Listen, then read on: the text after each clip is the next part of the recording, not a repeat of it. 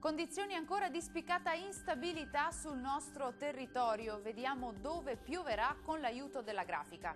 Sul Veneto al mattino locali rovesci e temporali sulle aree orientali, specie di pianura, meglio altrove. Nel pomeriggio e soprattutto la sera nubi in aumento su tutti i settori con rovesci e temporali sparsi.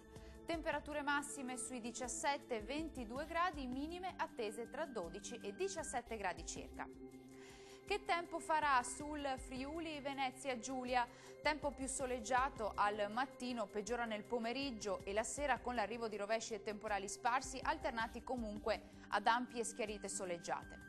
Temperature massime sui 18-22 gradi, minime attese tra 14 e 18 gradi circa.